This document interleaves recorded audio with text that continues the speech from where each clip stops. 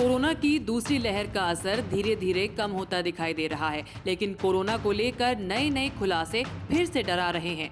अब फिर एक विदेशी डॉक्टर ने चौंकाने वाला दावा किया है। दक्षिण अफ्रीका के पोस्ट एडवर्ड में कोरोना मरीजों का इलाज कर रहे डॉक्टर शंकर चेट्टी का दावा है कि दक्षिण अफ्रीका वाले कोरोना वेरिएंट पर वैक्सीन प्रभावी नजर नहीं आई है।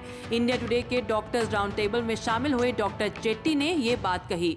क्या बड़े पैमाने पर वैक्सीनेशन कोरोना से लड़ने की रणनीति हो सकती है? इस सवाल के जवाब में उन्होंने कहा कि साउथ अफ्रीका में वैक्सीनेशन अभियान धीरे रहा है क्योंकि यहाँ के कोरोना स्ट्रेन पर वैक्सीन असल में उतनी प्रभावी नहीं रही है।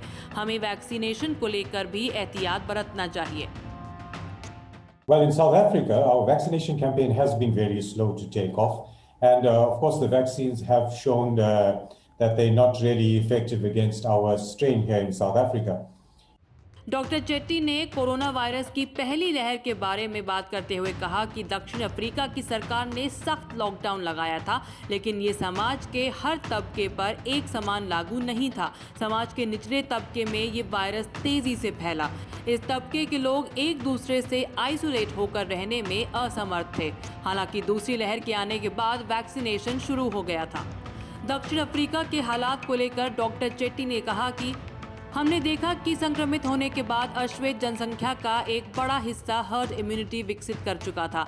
अब रिसर्च में सामने आ रहा है कि संक्रमण के बाद विकसित हुई ये हर्ड इम्यूनिटी लंबे समय तक रही है। ऐसे में देखना चाहिए कि हम उन्हें वैक्सीन लगा रहे हैं जो हर्ड इम्यूनिटी विकसित कर चुके हैं और उनके लिए वैक्सीन रिजर्व करनी चाहिए जिनमें हर्ड इम्यूनिटी विकसित नहीं हुई है। दक्षिण अफ्रीका का अनुभव ऐसा रहा है जहां वैक्सीन वायरस के खिलाफ प्रभावी नहीं रही है। हाँ, ये जरूर है कि वैक्सीन की मदद से गंभीर संक्रमण रोकने में मदद मिली है। उन्होंने आगे कहा, मुझे लगता है कि वायरस के वेरिएंट के म्यूटेशन के साथ ही उन देशों में भी संक्रमण के मामले आएंगे जिन्होंने बड़े पैमाने पर टीकाकरण अभियान बहुत प्रभावी ढंग से चलाया है। इस चर्चा के दौरान मौजूद बाकी देशों के डॉक्टरों ने कहा कि विश्व भर में वैक्सीन के साथ साथ हमें कोरोना के मद्देनजर जारी प्रोटोकॉल का भी पालन करना जरूरी है। पैनल में शामिल ज्यादातर डॉक्टर ने डेक्सामेथासोन के जरिए ट्रीटमेंट पर सहमति जताई।